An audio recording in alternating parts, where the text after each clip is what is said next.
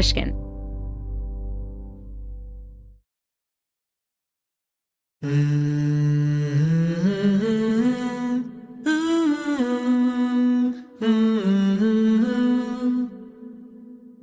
Hey, Slight Changers. I cannot believe the Olympics are over. I am in total denial over here, as I've been tuning in most evenings to watch the coverage. This Olympics, I followed so many sports, but there was one athlete in particular that I was very excited to watch, and that's U.S. track star Gabby Thomas. I actually interviewed Gabby on a Slight Change of Plans back in 2021, and she absolutely crushed it in Paris. So she won her first individual gold medal in the 200-meter race, and then went on to win 2 more gold medals in team relay races. When I spoke with Gabby on the show after her Olympic debut in Tokyo, she was incredibly open about her young life and her complicated relationship with track and field. She defied many of the stereotypes I had around what someone has to be like in order to become an Olympian. Gabby's thoughtful reflections really embody the spirit of a Slight Change of Plans, and they struck me even more powerfully after her wins in Paris. I really hope you enjoy this conversation. When I first heard about Gabby's ascent in track and field, I assumed her relationship with running was a relatively straightforward one. Passion at an early age matched with a singular focus. But that wasn't the case. I discovered that Gabby had competing interests, and as a result, her focus was pulled in different directions over the course of her life, especially during her time as a Harvard undergrad. And this tension has led Gabby to continually question which path she should take. At times, she's even considered whether she should quit track altogether. And so because this show is all about how we navigate those big inflection moments in our lives, I thought we could learn a lot from Gabby's story of change. I'm Maya Shankar, and this is A Slight Change of Plans, a show about who we are and who we've become in the face of a big change.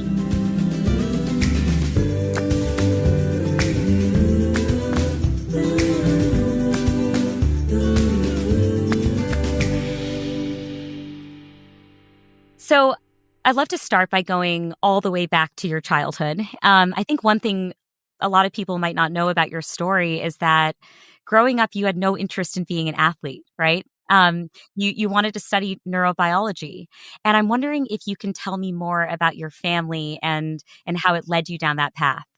In terms of going into neurobiology, that came from very personal experiences within my own family and just seeing how my brothers who are neuroatypical and who they are and how they navigated life. One of my younger brothers has autism. He has Asperger's, and he was diagnosed at the age of 4, I believe. And just watching how he navigates the world and how the world isn't exactly built for him, but he's so special and amazing in his own way. And then I have my twin brother who just battled ADHD. I believe he was diagnosed at 8. And going through that and going through the school system and having to deal with that and having things not really be adapted towards you, but that, they have to adapt towards the world that they're living in. So at the end of the day, at this point, I decided that I wanted to study the nervous system and just explore that area. And I'm wondering, Gabby, was there a specific moment in your life where you thought, okay, this is what I have to do with my life? Yeah, there was definitely a moment when I was in high school, this random morning getting ready for school. My mom, my twin brother, and I were all in the kitchen, sitting at the kitchen table, just getting ready like we normally do. I was fixing a bowl of cereal. My brother was just grabbing his backpack, getting ready to go. And my mom had asked him if he had taken his medication for school that day. And he said no. And of course, she's thinking, well, why not? Because this is your normal. We should be taking medication so that you can go and focus. And he had mentioned that he could not take the side effects anymore. He didn't like how it made him feel. And for me, what I had noticed in the weeks, even months prior to that exact moment, was that my brother was very different from the brother that I had grown up with. He was just this very, very active and fun and silly kid. And then you notice as he would switch the medication, he just seemed so somber and just not quite himself. And I think we all noticed it. And my mom had gotten to a point where she did not know what to do. And the frustration just set in, and my mom just started crying. I had never seen her cry like that. And I think it was shocking for me, probably for my twin brother too, but definitely very shocking for me to witness that and to see that frustration, and just not knowing what steps to take next. And so I think in that moment, yeah, I was very curious about it. I was wondering, well, why is this it? Why is this his only option? Why is it that he has to be altering himself and who he is?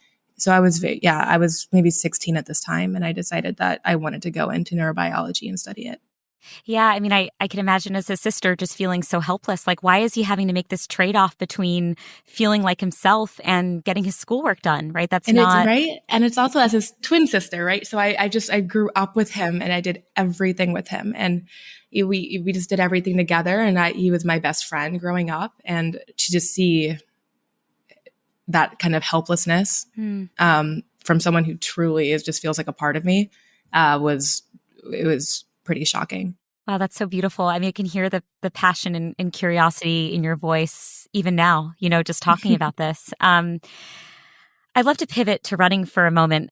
I love the fact that you've been able to occupy these two very distinct worlds in your life, track and public health. And also, there's been so many ebbs and flows in your drive and motivation along the way. And to me, that's a part of your story that feels so relatable.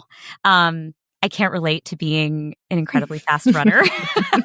Though, note please that I was on the cross country team in high school, and it was notably a walk-on team, which is the only reason that I was on the cross country team in high school. But I did log in my 5Ks. Anyway, but the part that's so relatable to me is that, we all question at some point or another whether we're on the right path or right, whether we should change course. And it was so reassuring for me, and I'm sure will be so reassuring for so many listeners, that you fall into this camp too.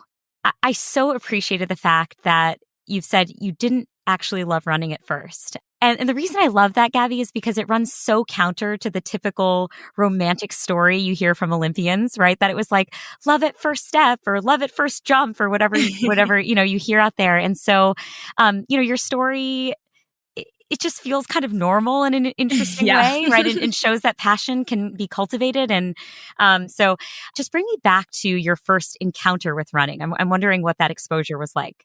Yeah, it's actually very funny that you bring that up, because a lot of times I do just kind of feel like such a phony, being like the only pro track athlete who didn't want to go into track and field. Whenever I talk about it with people, it's always like, what are you talking about? Yeah, totally. What are you doing here? But you can cultivate it. But yeah, so I got into track in middle school. My mom forced me to do it. And at the time I didn't want to go. None of my friends were doing it. And quite frankly, I didn't want to run. Soccer was my first love, and they knew I was fast because I would run the ball in soccer. And that was all I knew about running. And I knew I didn't want to do it. But I ended up going and being on the team and just running really fast. And from then on, it was almost as if I didn't really have a choice but to do track and field, because I was winning every race that I was put in, whether I just varied across the sprints and then even the jumps. So I was kind of in this position where I felt obligated to do it. Tell me more about that, because that is so interesting, right? That when we see success in ourselves, even if it doesn't align with an active passion, we feel compelled in some way, like we owe it to the world or owe it to ourselves. I don't know what it is, but that's exactly how I felt. Yeah, tell me more about that. That's exactly how I felt. I felt like I just owed it to the world. You have all these people who were congratulating me, telling me how proud they were of me, and they were so happy to have me on the team and have me running. It just felt like I would have been a very big disappointment if I did not continue to run. It's a very weird feeling, and in hindsight, it's easy to say, okay, well then why did you continue to do it? But I think that's a lot of time that's how we operate. And you want to be successful so badly that sometimes you're just willing to like overlook whatever is making you happy. Actually, it is this interesting thing that we do in society where you kind of just don't want to waste your talent. Right.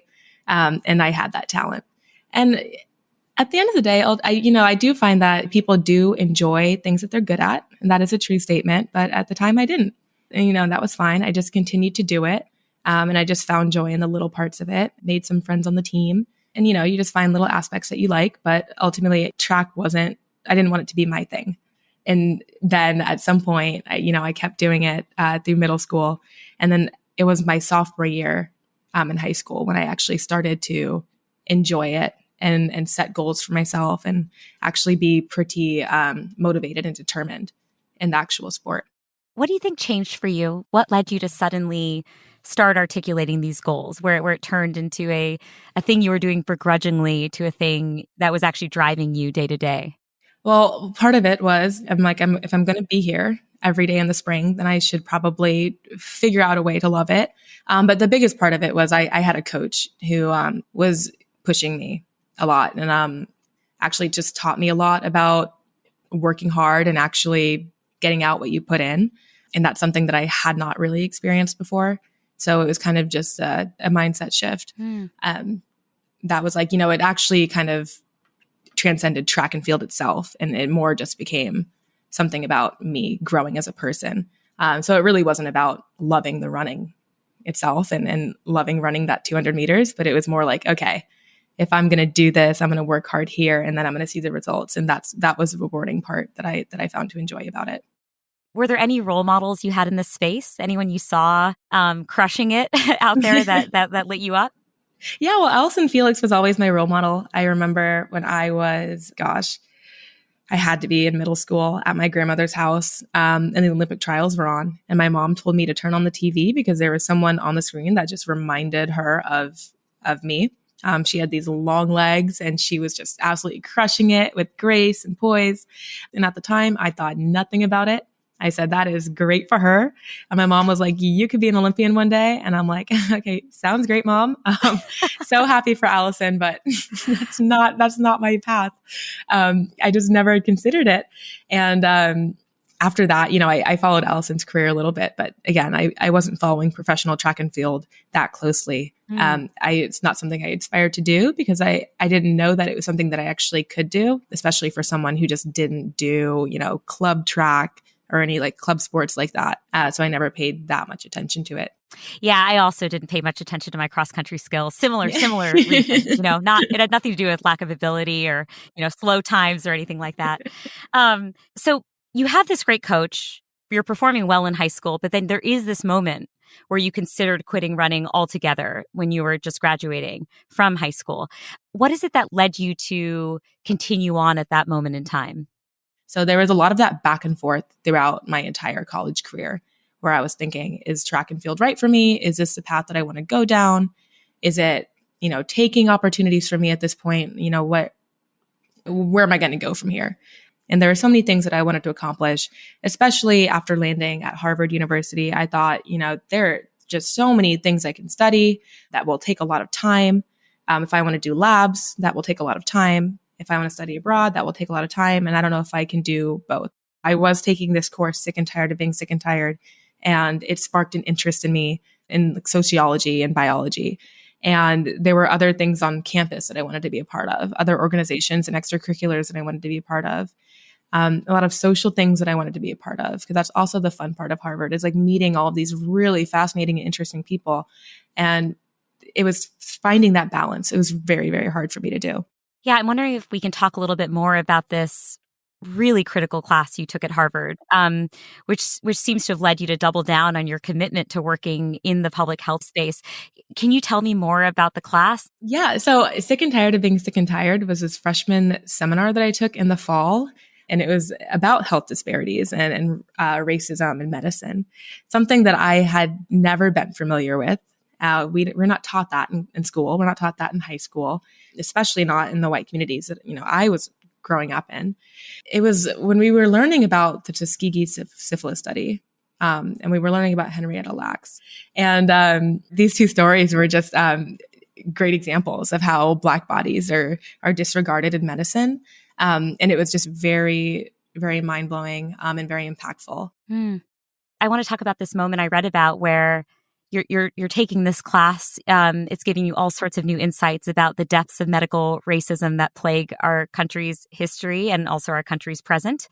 And then you speak to your mom about it. Yeah. So my mom is actually a rock star in her own right. So she is in education, and her whole objective in life is to fight racism in education, right? And so she's always been one to just fight racial injustice. But she's never we never had that conversation, right, about my career And she's never forced any type of career on me. So I think when I called her and told her about what I was studying, and I felt like this fiery passion about it, she was like, yes, like this is what, we owe it to the world to fight these injustices. And she told me, that I'm put in this position and it's not a coincidence, and that this is what I was meant to do, and that it's my responsibility just as a Black woman with this opportunity and with this platform to go into it and fight injustice. And so that's something that really stuck with me and inspired me, because she did the same thing. And when I look back and I think where my mother came from, she came from just complete poverty in Mobile, Alabama, and worked her way through school, being just finishing and going through undergrad to grad school to PhD, and using her experience and her mastery and her opportunity to pay it forward and to fight for people who are underserved in the world. So yeah, absolutely. My mom inspired me so much to just pay it forward and fight the injustices that I witness. So Harvard Gabby is falling in love with public health and, aspiring public health official who's helping to bridge racial gaps in the system, racial inequity. And yet this track thing keeps happening to you, it sounds like, right? And it's just so fascinating for me to have learned more about you, because it feels like running was this continual thing that you just kept falling into, right? It's like this afterthought. But eventually it's just hard for you to deny just how remarkable your potential is. Right? Is that, am I accurate in capturing it in that way? That is 100% what it was. So yeah, my freshman year track, it was an afterthought, and I hated that. And it was something that I was incredibly insecure about, just being on the team. And, there's this culture of just being very intense and being all in and very committed. And I was going through the motions of that because, I was doing that. I was showing up every day on time. When I went to the track, I put my 100% all into it. But it was so hard for me, right, to actually make that a mental priority the way that other things were for me, especially just growing up with education being the number one priority. And that always was. And sports were always just something that you did after school. And so my freshman year, after I finished it became even harder because I was doing research at Boston Children's Hospital on Rett syndrome, which is a form of autism. And I wanted to get my foot in the door, right, in research in neurobiology. And I wanted to have that experience because I was afraid that if I didn't, then I might fall behind. I might fall behind all of my peers who were doing and pursuing their passions. But at the same time, that was an Olympic trials year. And I was running so fast that season. And the season just kept going. I had to go to regionals, and then I had to go to nationals, and then next was Olympic trials. And so that summer I was balancing working my research job and then also doing track and field. And at the end, and also working at the dry cleaners because I had to make money. And so it was very stressful summer for me. And I felt like I was being pulled in every direction, and also just trying to be a human and live my life and have that balance. And so I think what ended up making me a little bit resentful of track and field during that freshman summer was that I was not able to put in the hours that I wanted to at my research opportunity. And I felt like I was losing so much of that opportunity on this end of my life because I had to be all in for track and field. Once you travel to a meet, you can't halfway travel. Your body is fully there and you're present there. And that's what you have to do. And I couldn't be present at my lab. And it frustrated me, and it made me very, very nervous and insecure about just what I was going to do outside of the track world. And that definitely carried into my sophomore year. It was an Olympic year. That was Rio 2016. And the thing about the trials in 2016 is that they actually went really well for me. I got 6th place in the final in the 200 and had ran alongside Allison Felix, right? Which is this amazing and wild dream that I couldn't believe was happening, but somehow I was still resentful about it, and I've never actually admitted that out loud anywhere to anyone except for right now, but that's how I felt. Look, Gabby, I love your candor, and I totally understand why it's been so hard to admit that, because when we admit that we feel resentful about something, we worry that in turn we'll face the critique.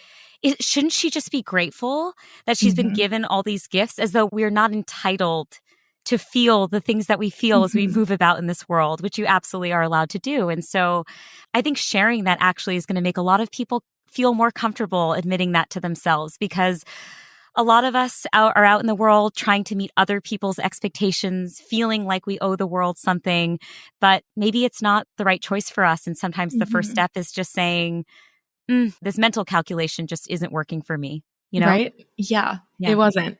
I was at a crossroads at this point where I had to decide what mattered to me and what was my priority. And oh man, so I decided to just take a trip to Senegal for 8 weeks and completely reset and not worry about any of it. And in Senegal, I studied the culture and the religion, and I had a fun cohort of people, and I didn't train on a track for a single second.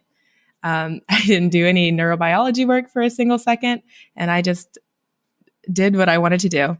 And I came back and was actually, I had a very clear mind and I had a very clear headspace of what I wanted to do. Say more about that. How did it bring you clarity, having this reset moment or this brief respite from the stresses of your daily life? I didn't expect it to be like that. So I didn't take the trip thinking, oh, I'm just going to reset and figure out what I want to do in my life. I think just stepping away from that and having the freedom and the liberation to just think for myself and be myself and be so far away, like thousands of miles from any of the pressure that was being put on me back home.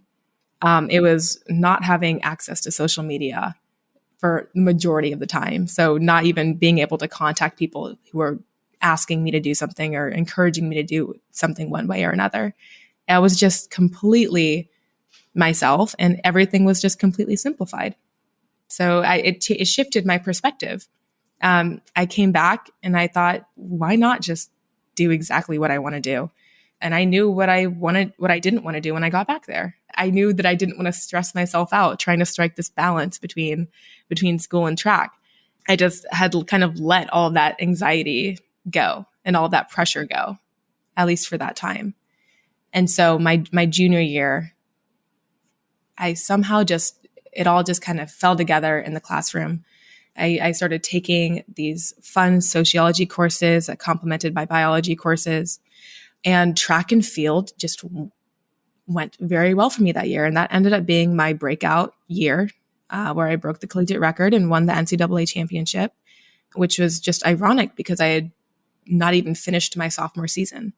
So I think a lot of people were just incredibly shocked that I would come back after that and not having trained all summer just to go do that. But it was a mindset shift. It just clicked. Everything came together my junior year. And I was just so much happier. And you enjoyed running your junior year. Is that right to say? I enjoyed it. Yes. And I enjoyed running. I enjoyed being on the track, and I enjoyed racing. And that is genuinely when I actually loved it.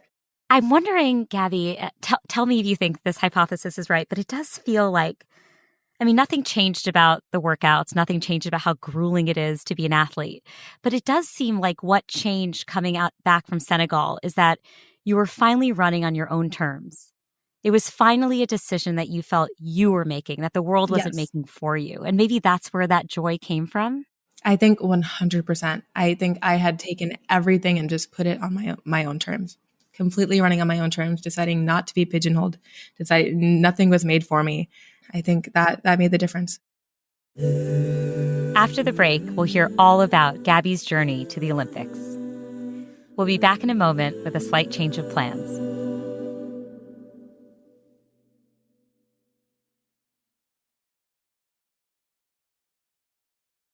I've got to talk about the Olympics and your journey to the Olympics.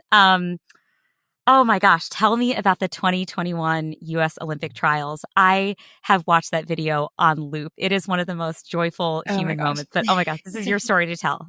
Yeah, that is definitely the most joyful moment of my life. I think that realization that I was crossing the line in the realization that I was going to the Olympics, right, was the first thing that I was very excited about. And I realized that, halfway down the straight at the end of my 200 meters, that I am going to make this Olympic team. It's Prandini and Thomas. Thomas is going to hang on though. Coming to the line to win the women's 200. Gabby Thomas is going to Tokyo. 21:60. And then I realized that I was coming in first in winning a national championship and that I was definitely making this Olympic team. And that was the most joyous moment of all. But then there was the realization that my time was the second fastest time ever ran behind Flojo, and everyone knows Flojo. And then it was just unbelievable for me.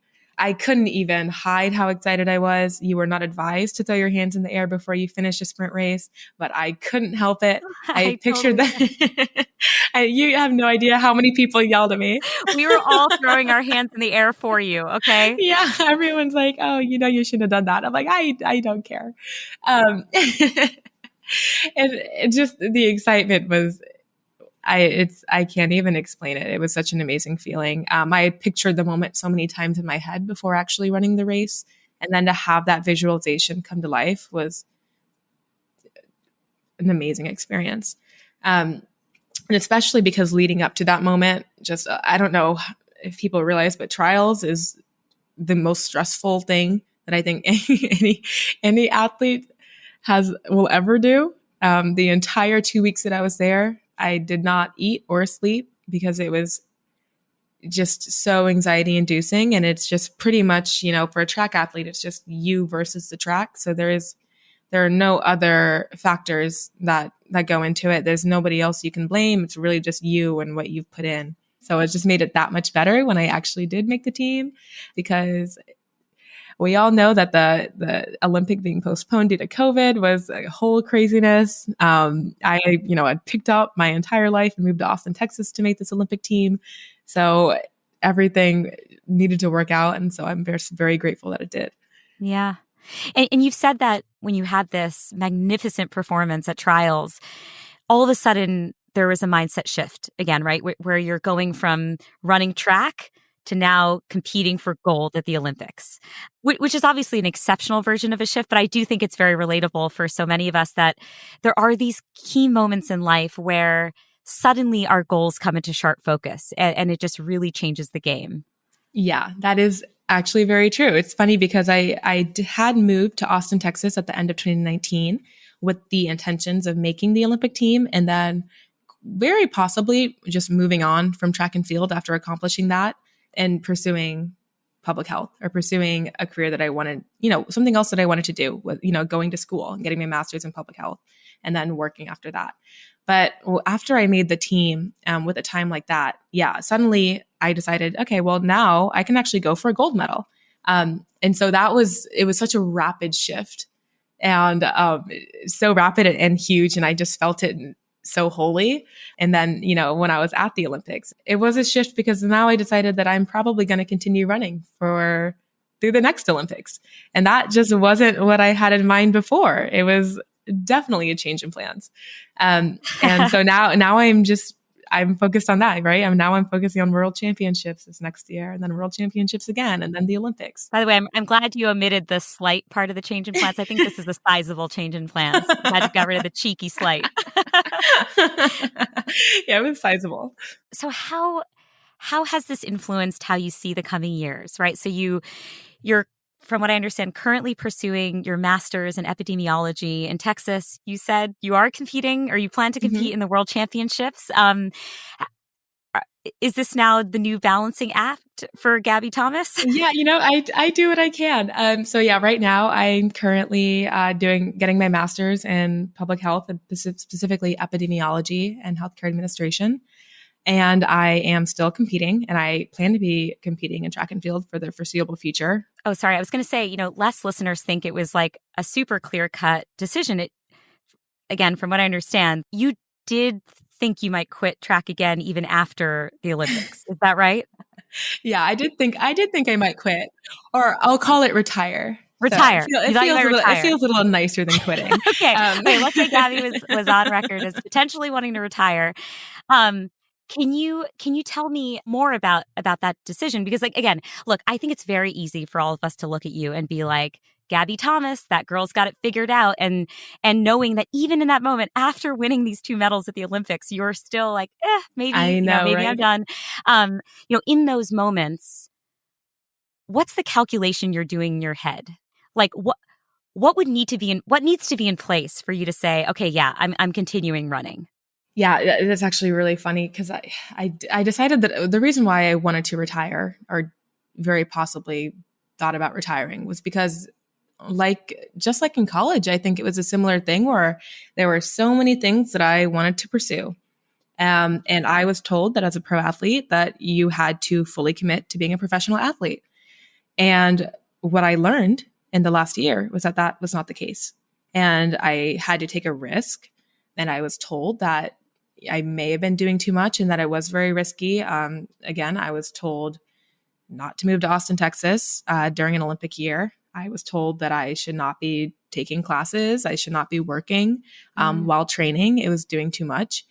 And I realized it wasn't. And the reason that is because I loved everything that I was doing, and everything that I was doing was recharging and it was fueling me. So when I was in school, I couldn't wait to get to the track. And when I was, at the track, I couldn't wait to go back and just hang out and be in my class and not be dying by 400s. So they both kind of like recharged each other. And so when I realized that, I thought, okay, well, I can definitely do both at a great level. And so why not do it?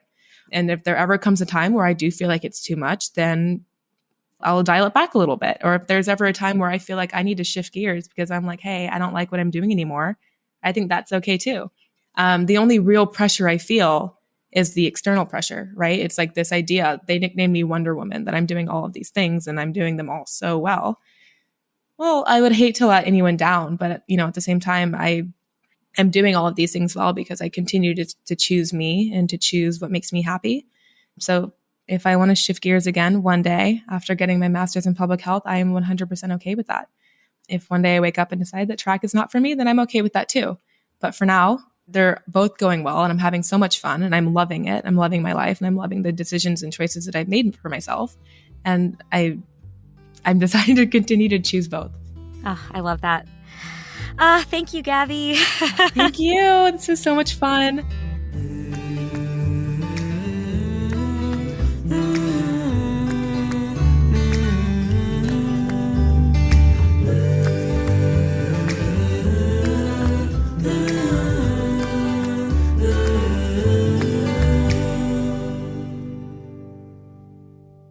Hey, thanks for listening. Join me next week, and I really mean next week, when I talk with psychologist Angela Duckworth about the science of grit and how natural talent and ability will only get you so far. I really don't know anybody who has become, world-class at economics or at, being a political leader or anything else, a classroom teacher, a nurse, like without, just years and years of effort.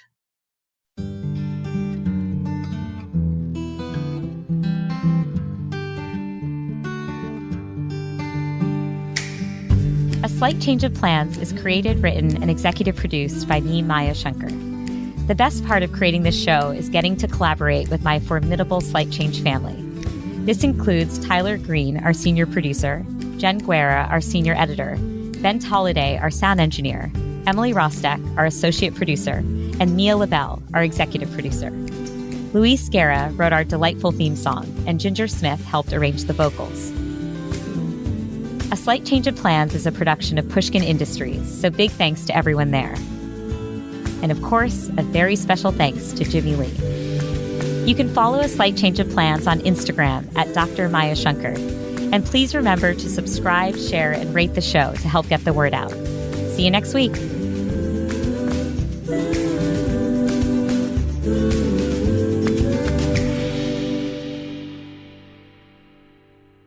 I don't plan on retiring anytime soon. Maybe when I'm 35. You're telling me it's too late, Gabby, because I turned 36 in a few weeks.